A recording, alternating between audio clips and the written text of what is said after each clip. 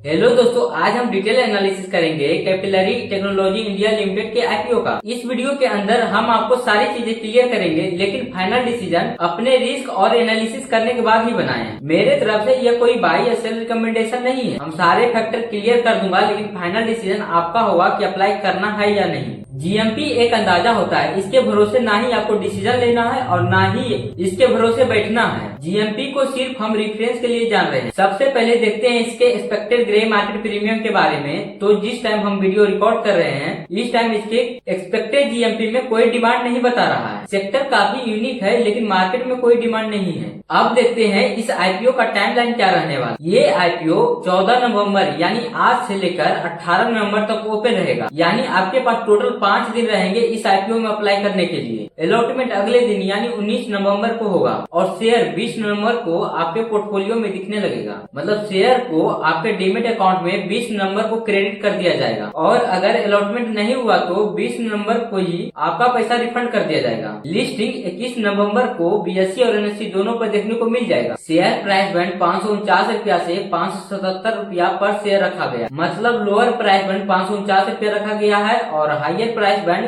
577 रुपया है और इसका फेस वैल्यू 2 रुपया पर शेयर है। टोटल इशू साइज 877.5 करोड़ का है, जिसमें से 345 करोड़ का फ्रेश इशू रहने वाला है और 532 करोड़ का ऑफर फॉर सेल रहेगा और एम्प्लॉय के लिए 52 रुपया का डिस्काउंट है। अब फाइनेंशियल की बात करें तो फाइनेंशियल 2023 से 2025 तक का दिया है। कैपिलरी टेक्नोलॉजी का रेवेन्यू 14% से इंक्रीज हुआ है और प्रॉफिट आफ्टर टैक्स यानी पैट 121% से बढ़ा है इन फाइनेंशियल ईयर 2024 से 2025। एसेट्स में लगातार ग्रोथ देखने को मिल रहा है। फाइनेंशियल ईयर 2023 में कंपनी का टोटल एसेट 466 करोड़ का था, जो बढ़कर फाइनेंशियल ईयर 2025 में 892 करोड़ का हो गया। एसेट्स लगभग 2 गुना से बढ़ा है। टोटल इनकम 2023 से 2025 तक में लगभग 100 करोड़ बढ़ा है। प्रॉफिट पिछले 3 फाइनेंशियल ईयर में से 2 फाइनेंशियल ईयर लॉस में था। मतलब फाइनेंशियल ईयर 2023 और 2024 में कंपनी को प्रॉफिट नहीं हुआ, लेकिन फाइनेंशियल ईयर 2025 में कंपनी लॉस से निकलकर प्रॉफिट कमाया। फाइनेंशियल ईयर 2023 में कंपनी का टोटल लॉस 88 करोड़ का हुआ था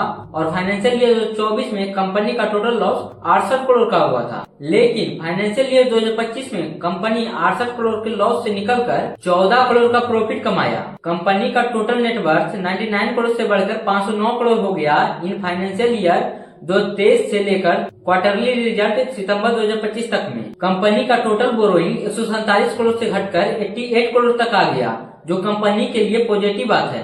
कंपनी का फेस वैल्यू 2 रुपया पर शेयर है और लॉट साइज 25 शेयर का है। मतलब आपको एक लॉट लेने के लिए 25 शेयर लेने होंगे। अगर आप रिटेल कोटा में अप्लाई करना चाहते हैं तो मिनिमम आपको एक लॉट लेने होंगे यानी 25 शेयर, जिसके लिए आपके अकाउंट में 14,425 रुपया रहना चाहिए और आप रिटेल कोटा में मैक्सिमम 13 शेयर ले सकते हैं, जिसके लिए आपको 325 शेयर लेने होंगे। यानी आपके अकाउंट में 1,87,525 रुपया होने चाहिए और स्मॉल एचएनआई में अप्लाई करने के लिए मिनिमम 14 लॉट्स लेने होंगे यानी 350 शेयर, जिसके लिए आपके अकाउंट में 2,01,950 रुपये होने चाहिए और बिग एचएनआई में अप्लाई करने के लिए आपको 70 शेयर्स लेने होंगे यानी 1750 शेयर्स, जिसके लिए आपके अकाउंट में 10,09,750 रुपया होने चाहिए। कंपनी के फाइनेंशियल देखने के बाद अब कंपनी के बारे में जान लेते हैं कि कंपनी करती क्या है। ये कंपनी 2008 में इनकॉर्पोरेट हुई थी और इसका हेडक्वार्टर बेंगलुरु में है। करीब 17 साल हो गए हैं इस कंपनी को अपने ही सेक्टर में। ये सेक्टर यूनिक कैसे है, चलो बताते हैं। ये company software as a service काम करती है। ये कंपनी पर्सनलाइज मार्केटिंग करती है एसएमएस, ईमेल, पुश नोटिफिकेशन के थ्रू। ये कंपनी 250 ब्रांड्स को सर्व करती है 30 देशों में, जिसमें मेजर ब्रांड्स है पूमा, जॉकी, डोमिनोज,